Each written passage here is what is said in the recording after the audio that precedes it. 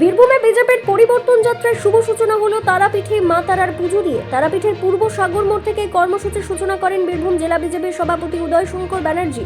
উপস্থিত ছিলেন রাজ্য বিজেপি সহসভাপতি জগন্নাথ চট্টোপাধ্যায়, প্রাক্তন জেলা সভাপতি ধ্রুব সাহা সহ দলের একাধিক নেতাকর্মী ও সমর্থকরা। কর্মসূচি ঘিরে যাতে কোনো অপ্রীতিকর ঘটনা না ঘটে তার জন্য তারাপীঠ থানার ভারপ্রাপ্ত আধিকারিকের নেতৃত্বে বিশাল পুলিশ বাহিনী মোতায়েন করা হয়েছিল। রথ আমরা শুরু করলাম মায়ের মন্দির থেকে পুজো।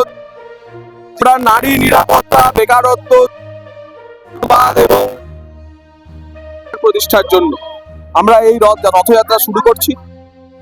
৩টি স্থান থেকে আজ পরিবর্তন, আমাদের বিশ্বাস পথের পথ মা তারা শুরু করলাম এবং মাতা সরকার বিধানসভা থেকে শুরু হলো, সাঁইথিয়া হলে শিউড়িতে থাকবে।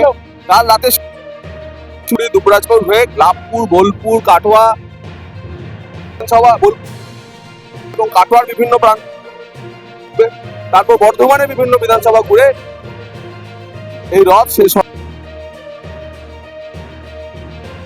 বীরভূম থেকে প্রসেনজিৎ সরকারের রিপোর্ট, বিগ নিউজ বাংলা।